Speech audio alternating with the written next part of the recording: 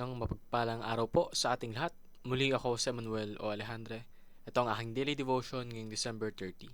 And for today, ating pag-uusapan kung ano ang ibig sabihin ng Alpha and Omega. And of course, this relates to the topic of Jesus as the Alpha and Omega, in which He declares that He is the beginning and the end of all things. Ngayon, paano nangyari ito? That is because yung Alpha and Omega, that is the equivalent of letters in the old times. Kung tayo, meron tayong alphabet na kung saan, English alphabet, na kung saan nagsisimula sa A, letter A, at nagtatapos sa letter Z, they have their own alphabet, and it consists of alpha being the first, and omega being the last. So, sinasabi daw po ng Panginoon na siya yung una at ang huli ng ng creation, ng history, and our personal journeys. Kumbaga, lahat ng ito ay naka-encompass sa Panginoon.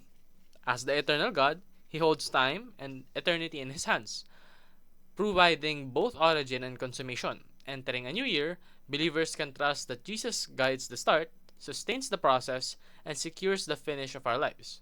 His eternal plan ensures all things work according to His wisdom and purposes.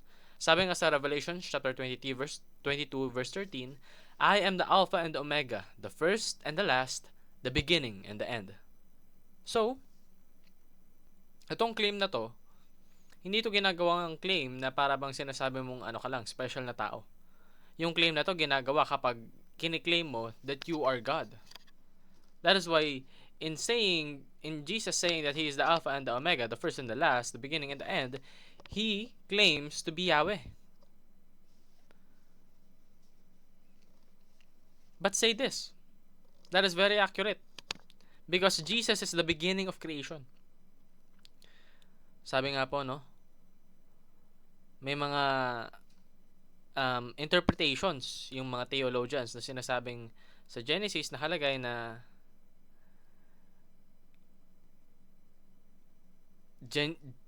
something about Jesus being the Word of God. Therefore, dahil nga yung Word of God yung nag-create humans and every creation ever that existed, then Jesus was the one responsible for everything that has been created. And aside from that, Jesus is the purpose of creation. Hindi po yung mga sarili natin, hindi po yung mga crush natin, yung mga girlfriend, jowa, or whatever significant other with a romantic purpose. Hindi po sila yung purpose kung bakit tayo nabubuhay at kung bakit tayo nagawa. Ang purpose po nun ay pagsilbihan si Jesus. Dahil si Jesus din yung nagbigay sa atin ng lahat ng meron tayo.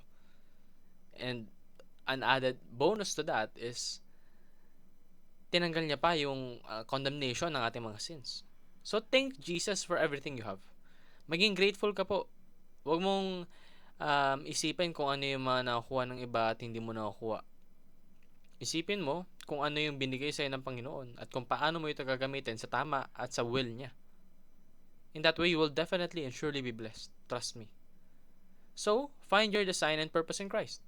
Marami tayong talento, pero meron tayong talento na binigay ng Panginoon para sa bibigay niyang job sa atin. And it so happens that we need to find that. And we need to seek God out for that. So that once we know our design and purpose, we will use everything we have to honor Jesus. Yun lamang po ang aking daily devotion. Maraming salamat sa pakikinig. Pagpalain po tayong lahat and let us all give glory to God.